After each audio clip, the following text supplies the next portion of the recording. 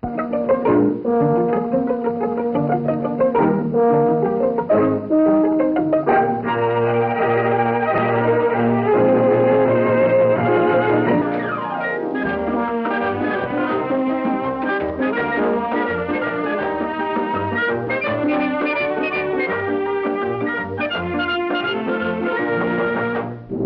Loretta Young Show.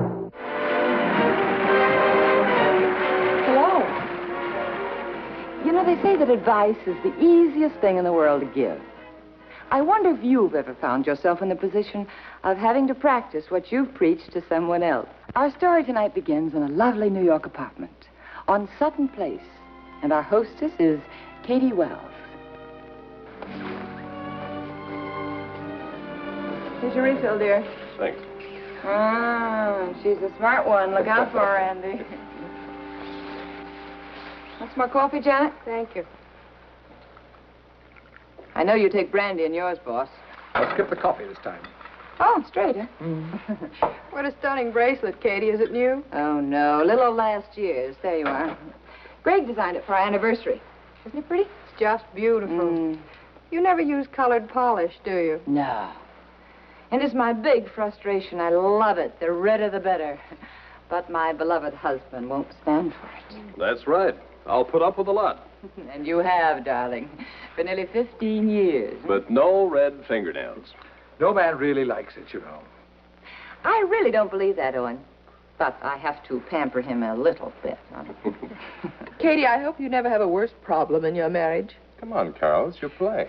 Well, if it ever frustrates you too much, Katie, just let me know. I'll be happy to take Greg off your hands. Oh? Oh, sorry. No pun intended. Sweetie, the line forms to the right, and you know my motto. Yes, we know it. If you can get him, you can have him. That's right. Honestly, Katie.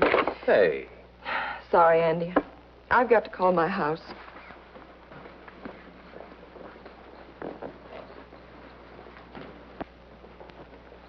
Brandy, Andy?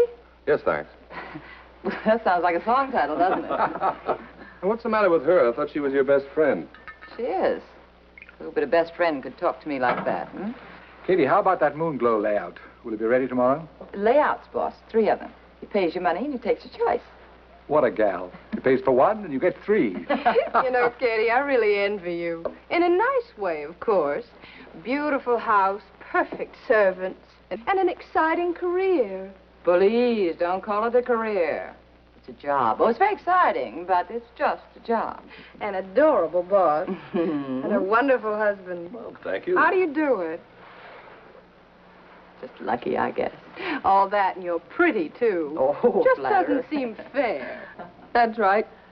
We ought to throw a picket line around her.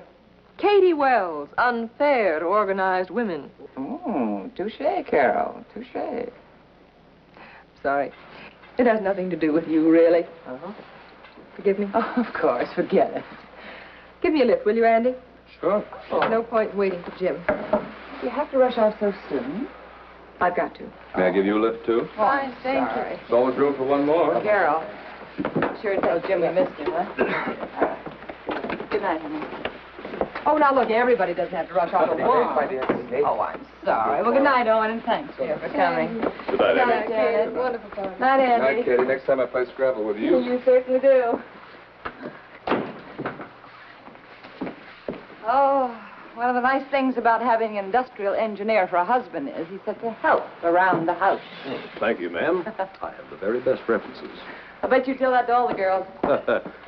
Flattery will get you nowhere. Do you have any more dates the rest of this week, Katie? Oh, a couple. Why? Oh, I'm tired.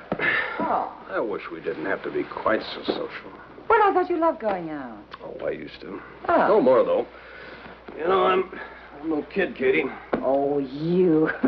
I'll be glad when that old weekend rolls around. Yeah. Let's make it a long one, huh? Oh, Greg, I wonder if you'll be terribly disappointed if, nothing. Oh, look at that. Carol left her compact again. I wonder what was biting her tonight. You know, she's never talked to me that way before. Well, you did sort of ask for it, Katie. Did I? Yes, you did.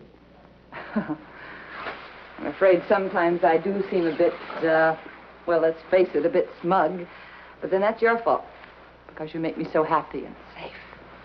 And after that pretty little speech, I'll probably get my ears pinned back tomorrow. Oh, come on, Katie. It's almost 2 o'clock. Let's save the philosophy for tomorrow, too, shall we? Yes, Master. Up, Master. Oh, thanks for the lift, lady. You know, I'd still like to know what's wrong with Carol. Don't ask me.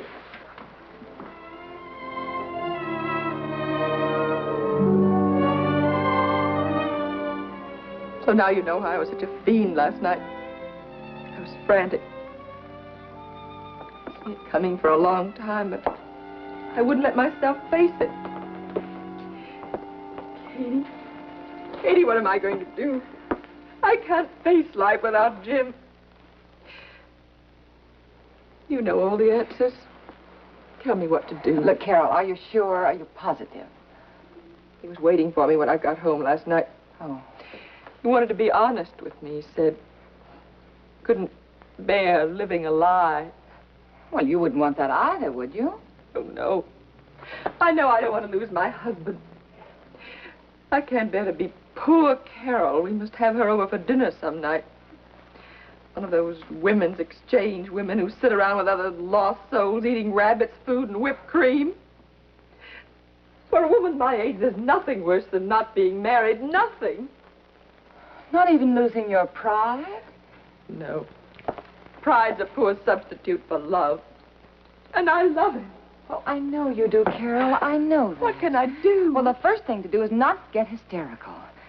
Now, sit down. Look, Carol, if I were you, I'd take it very easy. Don't struggle. Act like a sport no matter how you feel about it. And above all, don't make a scene. It's so easy to say. Well, look, the chances are he'll get over it. They usually do. If you don't hang on too tight. But supposing he doesn't? Suppose it's the real thing. What then? Well, you wouldn't honestly want to hang on to him then, would you? Oh, Carol.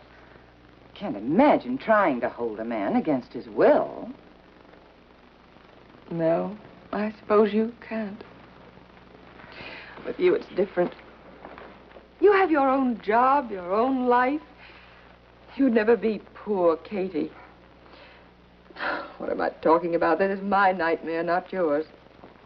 Carol, nightmares usually end, you know, and this one probably will, too. Come on, have a cigarette. Thanks. Yes? Sorry to break in on you, Mrs. Wells, but your husband's on the phone. Oh, tell him I'll call him back in a few minutes, will you, Betsy? Righto. Yeah. And Mr. Vail would like to talk to you when you're free. Yes, all right. I've got to go. I've taken up enough of your valuable time. Now, look, you know better than that. I've got to get to the market. My life's cracking up, and my kids still have to eat. That they do. What time is it? It's about 4:30. Oh, one of Greg's designs? Mm-hmm. Nice. Yes. Katie. Yeah. I hope you know how lucky you are. Oh, I do. Believe me, I do. And don't ever let...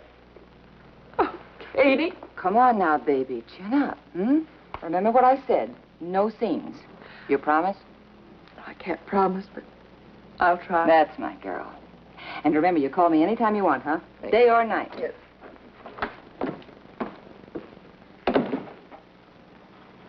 Poor Carol. Oh, how awful. I'm saying it already. Yes, boss? Katie, those layouts are wonderful. I've sent them all to Moonglow. They can decide which one they want to use. Okay, and thanks. And you're on the noon plane to Detroit Thursday. That'll give you the whole weekend to study the new line. And baby, just wait till you see those cars. Owen, look, Greg is just dying to go to the country this weekend. Couldn't I go to Detroit next week? Now, Katie, you know you've got to start those drawings Monday. The whole campaign's only 4 weeks off. Yes, I know. Greg can go to the country by himself. He's a big boy now. He'll probably do him good. Well, okay, all right. Yes? You want me to get Mr. Wells for you now? Yes, please, Betsy. Betsy, wait a minute. Something bothering you, Mrs. Wells? Well, No, not exactly. I just haven't told Mr. Wells that I'm going to Detroit on Thursday. Is that all? But you've gone away loads of times without him, and so has he. Yes, I know. It's one of the things I've always admired about your marriage. You're both so free and independent. Betsy, you're like a breath of fresh air. Get him on the phone for me now, will you? Oh. Hello? Yes. Oh, yes. Oh, just a moment, please. It's a Miss Joy from your husband's office. Oh, all right, I'll take it. Thank you. Yes? Mrs. Wells, I'm Gloria Joy from the Publicity Department of Engineers Incorporated. We met at our office party last Christmas. Oh, yes, of course. You probably don't remember me, but I know your husband very well. And I wonder if I could come up to see you. Why, surely, anytime. What is it about? A publicity stunt? No, it's personal. I'm not far from your office. I could get there around 5:30 if you have the time. Well, I'll make the time. I always like to meet people Greg works with. Miss Joy, did you say? Yes, Gloria Joy. Yes. Well, 5:30 then. Thanks, Mrs. Wells. Goodbye. Now, which one is she? There were so many young things at that Christmas party. Gloria Joy. What a she name. I wonder what she wants. No, it's personal. Personal, she said. Now, what on earth could it be? Her voice was terribly tense. Oh, wouldn't it be funny if it was Greg she wanted to see me about? Maybe she's in love with him. Poor thing. Maybe he's in love with her. Oh, Katie, girl, what an absurd idea. But these things can happen. Look at Carol. Huh, well, at least I'll know how to behave. Now, there'll be no fuss and no scenes. Only remember her face. I know, the pretty one. Young and flashy.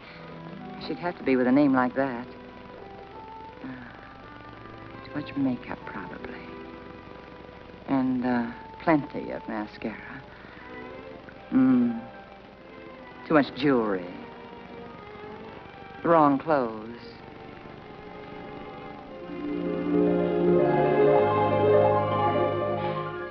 Mrs. Wells, I don't know how to say this, but, Don't be frightened, my dear. I think I understand. Gee, Greg said you were the most understanding woman in the world. He said you wouldn't make a fuss. Greg sent you here? Well, no, not exactly. I know he'd hate to hurt you. He has so much respect for you and all that. But he, But he loves you. Is that what you're trying to say? Yes. Oh, yes. Well, he didn't want to. I didn't want to either. I'm no homebreaker, Mrs. Wells, but, gee, you are away a lot, and Greg's been alone, and, well, it just happened. We fought against it, but, It got too big for both of you. Oh, you are understanding, Mrs. Wells. Then you'll let him go? I can tell him? Don't you think you might let me tell him what I decide? Oh, sure, Mrs. Wells. Only you won't take too long, will you? I mean, Greg's mad about children. And he's no kid anymore. Really, Miss Joy? I know my husband's age. And now, if you'll forgive me, I have some work to do.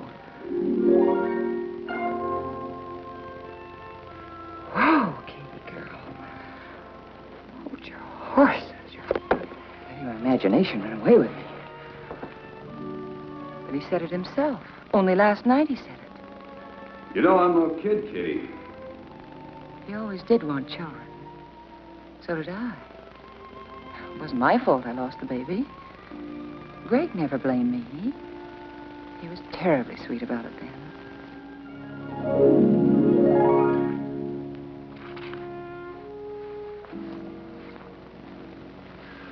Penny, Oh. Just things. things like, I love you.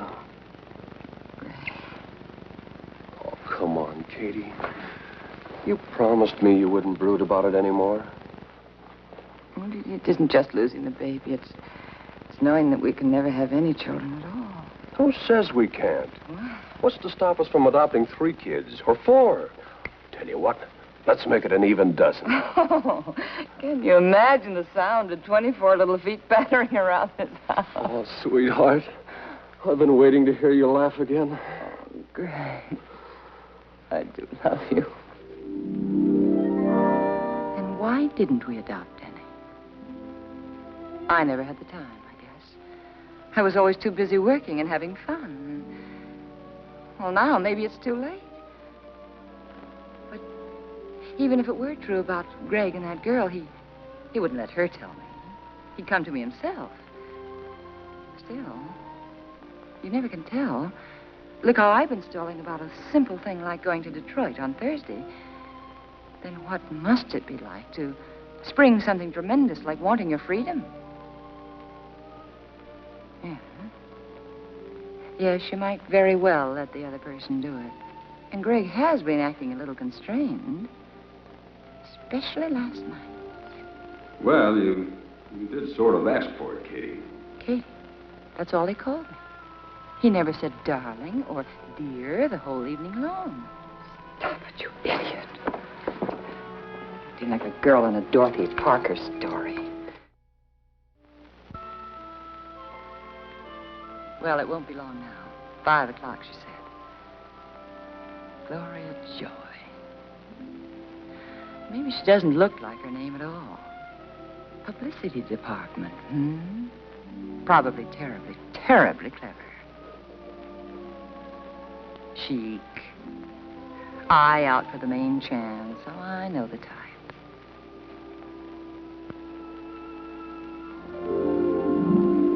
Mrs. Wells, I'll come right to the point. Greg and I love each other. We want you to give him his freedom. You're sure he wants it? Very sure. Oh. Well, seems strange she's never mentioned you. You're being naive, Mrs. Wells. Well, I am just naive enough to feel that Greg's welfare is my first concern. It's my only concern. Well, that's one point we agree on, then. I'll tell you, Miss Joy, if freedom is what Greg really wants, oh, he'll have it, never fear. I'll discuss it with him over the weekend. After all, a few more days can't matter. You're so right. They can't possibly. But you won't be here over the weekend. You're going away. And Greg will be... With me, of course. Mrs. Wells, if you'll take the advice of a younger woman... How dare you stand there and tell me that... She didn't tell me anything. There wasn't anybody there. Oh, I've got to pull myself together. I'm getting jittery. She'll be here any minute now. Little Miss Don Quixote, so noble. And now look at you. Suppose Greg really is in love with her. Suppose he does want to leave me. Oh, not me. That couldn't happen to me. Why not? Some special guarantee from God says not to Katie. Now, the fact is, whether you believe it or not, this may be just an infatuation with you. And if you stay here, no one else will ever know the difference.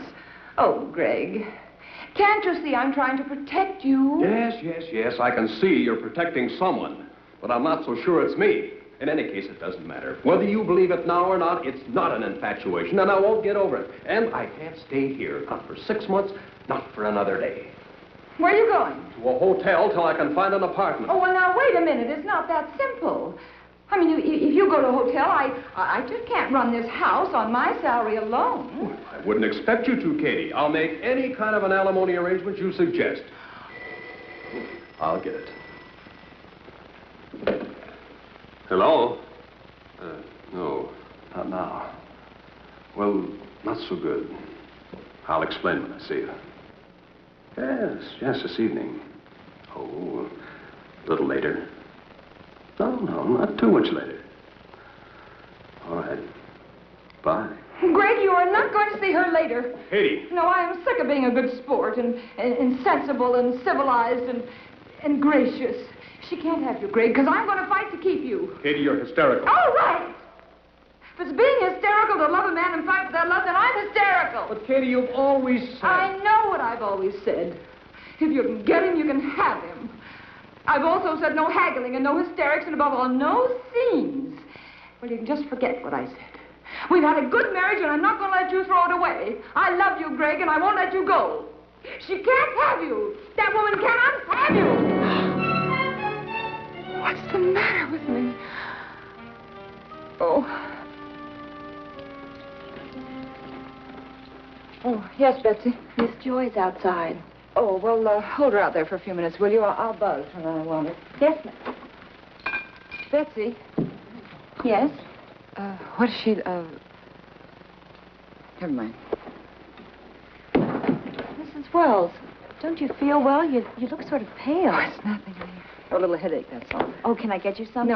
No, it's fine. Thank you.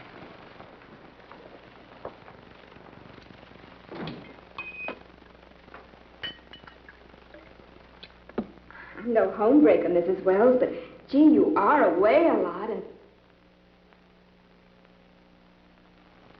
You're being naive, Mrs. Wells. If you'll take the advice of a younger woman...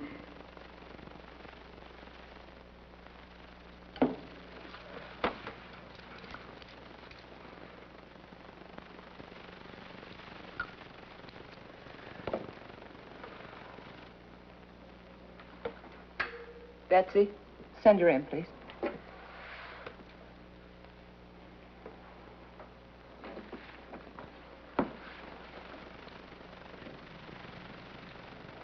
Do come in.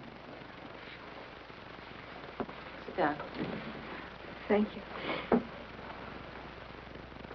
Mrs. Wells, I don't quite know how to say this. Well, it couldn't be as bad as all that. Just take a deep breath. Let's have it. Well, you see, I'm in love, and we want to get married. He's a commercial artist and very talented. He's wasted where he is. And, well, your husband said you were always so good to people and interested in new talent. I thought maybe you'd see him and talk to him. Maybe there's something he could do here. Would you see him, Mrs. Wells? It'd mean so much to both of us. His name is Alex Cooper. And that's why you came to see me, to help your young man. I hope you aren't angry with me. Oh, my dear, no. Will you please tell me one thing? Why didn't you ask me that on the telephone? It would have been too easy for you to turn me down that way. Oh, I see. All he needs is a chance, Mrs. Wells. I know you'll like his work. Well, I'd be glad to see him, of course. Tell him to call me on Monday. No, you better make it Tuesday. Mr. Wells and I are going away for a long weekend. Oh, Mrs. Wells, you're an angel. You can't imagine how scared I was. I almost turned and ran away at the door. I'm glad I didn't. Oh, so am I. I'm terribly glad. Thank you so very much, Mrs. Wells. Yes. Well, I guess I'd better go. Yes. And don't forget to have him call me on Tuesday, right? Oh, thank you. You can't imagine what this afternoon has meant to me. Nor to me. Goodbye. Bye. Betsy, get my husband on the phone for me, will you?